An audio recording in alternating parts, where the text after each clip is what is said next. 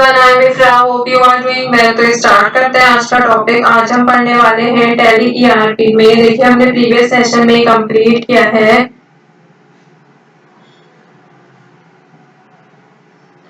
Direct tax और indirect tax के बारे में। ठीक है, तो आज हम आगे बात करेंगे डायरेक्ट टैक्स क्या होता है, ये आपको समझ आ गया है, क्या फायदे होते हैं उनसे और उसकी कैरेक्टरिस्टिक्स क्या होती है, डायरेक्ट टैक्स कैसे वर्क करता है, ये आपको मैंने बहुत इजी वर्ड्स में समझाया है। फिर उसके बाद देखा था इनडायरेक्ट टैक्स के बारे में कि इनडायरेक्ट टैक्स क्या होता है, इनडायरेक्ट टैक्स किस लिए यूज किया जाता है, एग्जांपल्स देखे थे, कैसे वर्क करता है इनडायरेक्ट टैक्स में, ये भी देखा था, और क्या कैरेक्टरिस्टिक्स है, क्या बेनिफिट्स है, ये भी आपको समझाया था।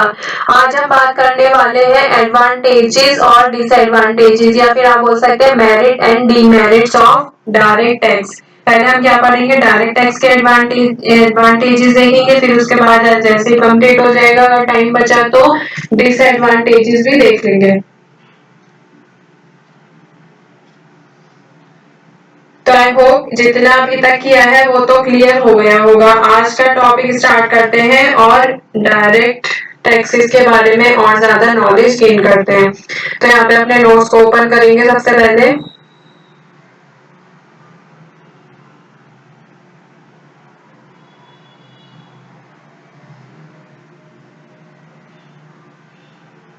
तो देखिए सबसे पहले मैंने आपको बता भी दिया है आज के सेशन में भी कि सबसे पहले टैक्स पढ़ा था, फिर कौन से टैक्स सेंट्रल और स्टेट गवर्नमेंट इम्पोज करती है वो देखा था, देन डायरेक्ट टैक्स। तो एक बार मैं आपको रिवाइज करा देती हूँ। डायरेक्ट टैक्स क्या होता है, जो कि डायरेक्टली पे किया जाता है गवर्नमेंट को। ये इम्पोज कौन करता है, गवर्नमेंट ही इम्पोज करती है, सेंट्रल गवर्नमेंट इम्पोज करती है ये।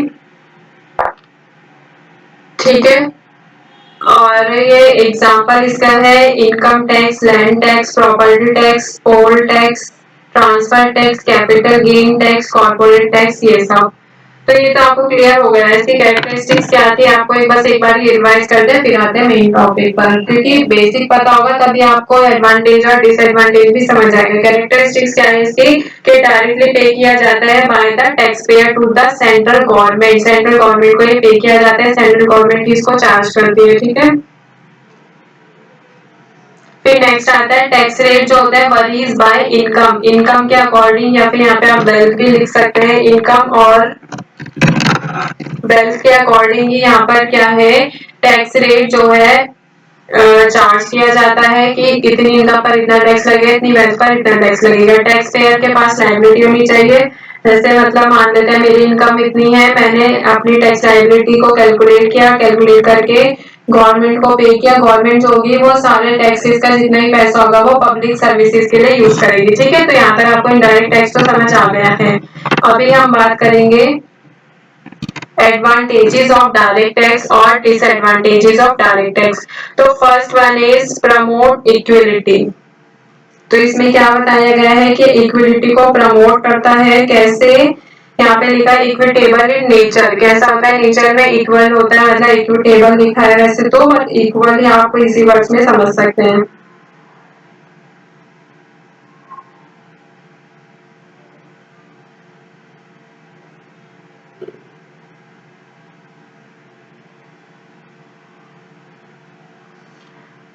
They are progressive in nature and increases with an increase in income। मतलब इसका इक्विटेबल केस लिए कहा गया है किस बेसिस पर, कि जितनी ज्यादा इनकम होगी उतना ज्यादा टैक्स होगा, जितनी कम इनकम होगी उतना कम टैक्स होगा। इसीलिए क्या कहा गया है, इक्विटेबल इसको कहा गया है। तो आई होप इतना तो क्लियर होगा कि इक्विटेबल प्रमोट कैसे करता है ये।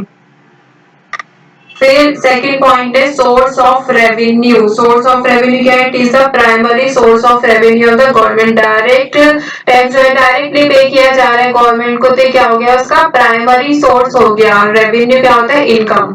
ठीक है, अभी इनकम कैसी होती है, कुछ भी इसमें से हमने माइनस नहीं किया है, सिर्फ हमारे पास इतना पैसा आया है, तो वो क्या होता है, रेवेन्यू।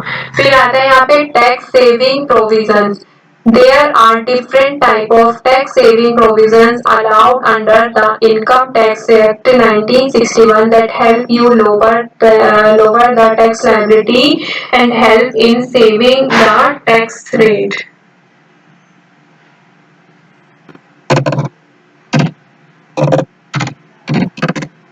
तो टैक्स सेविंग प्रोविजन किस लिए कहा गया है इसके एडवांटेजेस में, इसीलिए लाया गया है कि यहाँ पे क्या होता है, different type of tax saving provision आते हैं इसमें इनकम टैक्स एक्ट में, जो कि हमें हेल्प करते हैं हमारे टैक्स लायबिलिटी को रिड्यूस करने में। टैक्स लायबिलिटी मतलब कि जितना एक इंडिविजुअल को टैक्स पे करना होता है गवर्नमेंट को, वो उसको रिड्यूस करता है, उसकी टैक्स लायबिलिटी को कम करने में हेल्प करता है टैक्स सेविंग प्रोविजन जो होते हैं, और help in saving the tax को बचाता है एक तरीके से देखा जाए तो।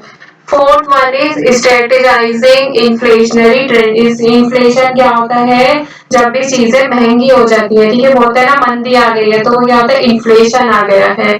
जैसे अभी क्या हो रहा है कि हमारी परचेजिंग पावर तो कम है, इनकम तो उतनी की उतनी है पर्सन की, बट क्या हो रहा है, महंगाई आ जाती है, तो क्या होता है, इन्फ्लेशन होता है।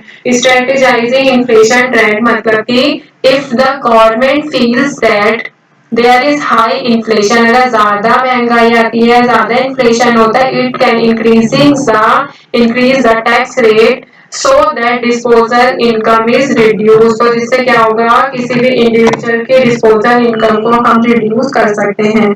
तो ये तो कुछ मेन एडवांटेजेस थे जो कि मैंने आपको बताए हैं। और क्या हो सकता है, अगर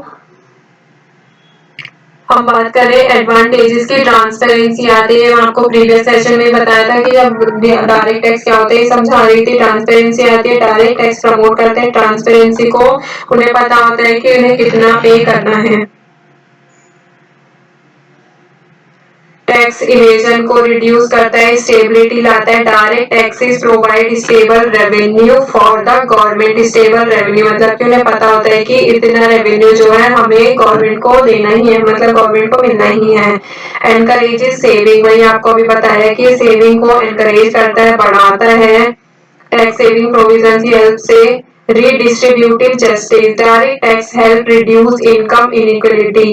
यहाँ पे क्या था कि इक्वलिटी प्रमोट करता है, तो इनइक्वलिटी को रिड्यूस कर रहा है। फर्स्ट वाले पॉइंट की आपको बताया गया है। Easy to administer, direct tax are relatively simple to administer. समझने में क्या होता है, ज्यादा इजी होता है डायरेक्ट टैक्स, ठीक है। अब अगर हम इसके डिसएडवांटेजेस की बात करें तो there is a possibility of tax evasion, मतलब टैक्स को अवॉइड कर सकते हैं, काफी होता है ऐसा केसेस में। Complex tax laws lead to tax avoidance scheme, इसके लिए स्कीम्स भी लाई गई थी। फिर यहाँ पे आता है the tax takes away the income of the tax payer and hinder saving and investment, मतलब कि उनकी इनकम टैक्स पेयर की ले जाती है। अगर मैं आपको इजी वर्ड से बताऊं तो ये क्या करता है, डिस्करेज करता है किसको, इन्वेस्टमेंट को। जो भी इनकम हम अर्न कर रहे हैं तो हम इन्वेस्ट भी करेंगे, तो ये उसको क्या करता है, अवॉइड करता, रिड्यूस करता है, मतलब कि डिस्करेज कर सकता है। तो high direct tax discourage investment and entrepreneurship, ठीक है। The calculation of taxes is complex, calculation क्या होती है इनकी, कॉम्प्लेक्स रहती है। टैक्स बर्डन, ये भी क्या है इसका एक डिसएडवांटेज है। कैसे, direct taxes increases the tax burden on individual and businesses। Tax burden आ जाता है कि हमें इतना पैसा जो है, किसी बिजनेस पे टैक्स बर्डन कैसा आएगा कि डायरेक्ट टैक्स की वजह से आता है। Inefficient collection, collection can be inefficient कब होती है, जब हम डेवलपिंग कंट्रीज की अगर बात करें तो डेवलपिंग कंट्रीज पूरी तरह से डेवलप हुई भी नहीं है और अंडर डेवलप भी, मतलब कि इनडेवलप भी नहीं है, अनडेवलप भी नहीं है और पूरी तरह से डेवलप्ड भी नहीं है। तो वो क्या होगा, डेवलपिंग कंट्रीज में क्या होता है, कलेक्शन जो है इनएफिशिएंट हो सकती है।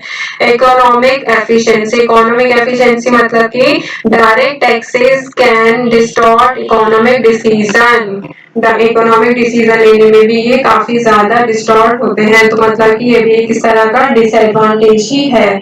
तो आई होप आपको क्लियर हो गया होगा डायरेक्ट टैक्स में यहाँ पर इसके फायदे क्या है, इसके नुकसान क्या है, डायरेक्ट टैक्स का मतलब क्या है। तो कुछ ऐसे टैक्सेस है जहाँ पर ज्यादा हाई डायरेक्ट टैक्स रेट होता है, कौन कौन से, जैसे डेनमार्क हो गया, वहां पर क्या है 55.9% डायरेक्ट टैक्स, मतलब कि अगर इनकम इतनी है तो उसके अकॉर्डिंग आपको कितना टैक्स ज्यादा देना पड़ता है। स्वीडन हो गया, बेल्जियम हो गया, फिनलैंड, जापान, तो इन सब में क्या है ज्यादा जो है टैक्स रेट होता है। कौन सा tax rate? Direct tax rate. ठीक है, तो आई होप क्लियर हो गया होगा कि फायदे क्या है। इक्विटी को प्रमोट कर रहा है, रेवेन्यू है सोर्स ऑफ गवर्नमेंट के लिए, और यहाँ पर प्रोविजन मतलब कि टैक्स को बचाता भी है, इन्फ्लेशनरी ट्रेंड के अकॉर्डिंग होता है। ये डिसएडवांटेजेस भी क्लियर हो गए हैं। तो डायरेक्ट टैक्सेस से रिलेटेड जो हमारा टॉपिक है वो तो होता है कंप्लीट। मिलते हैं नेक्स्ट सेशन में। Stay tuned and thank you.